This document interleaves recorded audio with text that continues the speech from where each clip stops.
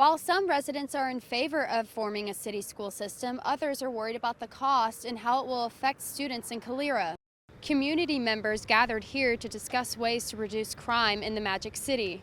The Barons are home tonight at Regents Field. The players will be wearing number 42 on their jerseys in honor of Jackie Robinson breaking the color barrier in Major League Baseball. Today, the Alabama House Committee is set up to take a bill that will affect the start of the school day for students and teachers. House Bill 231 would require schools to say the Pledge of Allegiance and prayer each day. According to the bill, if students are not saying the Pledge of Allegiance or prayer, a school would lose 25% of its funding from the state. Those in opposition of the bill say it threatens religious freedom for students and families. Today's meeting is set for 1:30 this afternoon. In consumer news, AI is making it easier than ever to dupe people. A new report by Microsoft says it took down almost 500 malicious web domains last year and stopped approximately 1.6 million bot sign-up attempts every hour.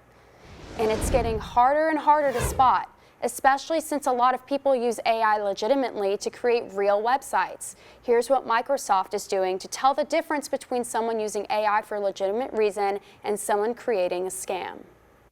We have 84 trillion signals from a threat standpoint that we process every single day, which gives us unique insights into what is happening. So it starts with really getting this intelligence and understanding the patterns. The CBS News Confirmed unit is dedicated to exposing misinformation and has tips to help you spot these scams.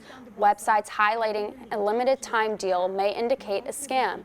Look for typos, especially in the URL. Some of these sites may clone or try to mimic real companies. If you're on social media, click on a link that takes you to a shopping site, close out of that page, and go to the site independently. Also check the reviews. Similar wording and all 5 stars are usually red flags. Finally, when you do buy something, pay with a credit card.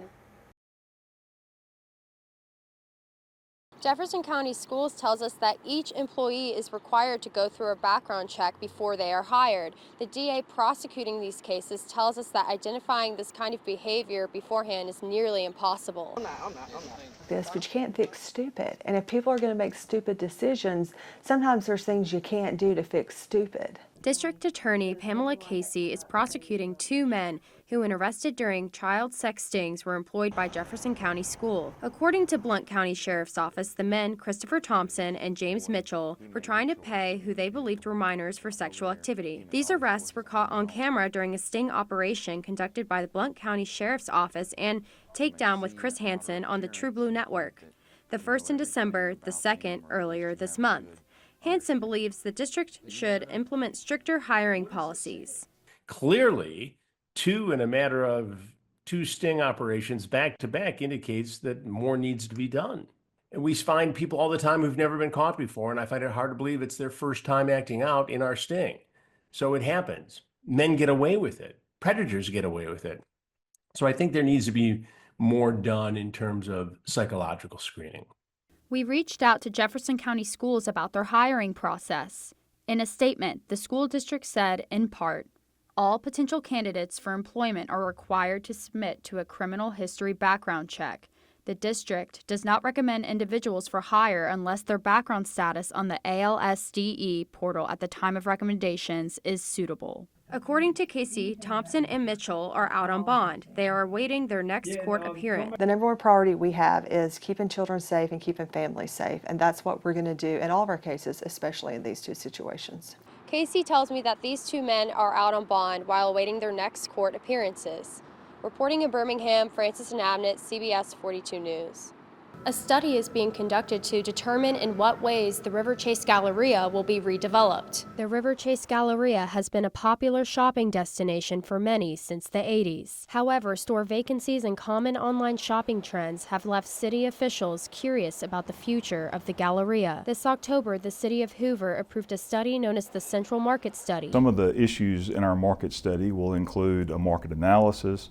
It'll look at a housing analysis, a mix of retail analysis, entertainment. City Administrator Ken Grimes says that the analysis will produce a report that will provide insight on how indoor and outdoor malls in successful areas have been converted for other uses. Well, today on that campus, there is no residential but in the future it could be a recommendation that that would be one of the components. Paul Dangle is the Director of Sales and Marketing at the Birmingham Hyatt Regency. He shares his thoughts about how the community is changing and reacting to new shopping trends. Black Friday used to be a huge event here at the hotel. People would come from miles away, spend the night so they could be the first through those gates on Friday morning to shop and to get those sales. And as retail has changed and they don't have those 5 a.m. doorbuster, got to be the first one through, so too has Black Friday. With their goal to bring back excitement and draw people back to the region, Dangle elaborates about their plans moving forward after the study is completed. I think that's what we asked Hunden Partners to do and to put together,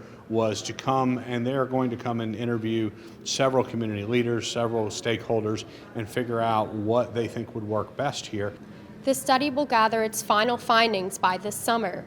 In Hoover, Francis Inabnet, CBS 42 News.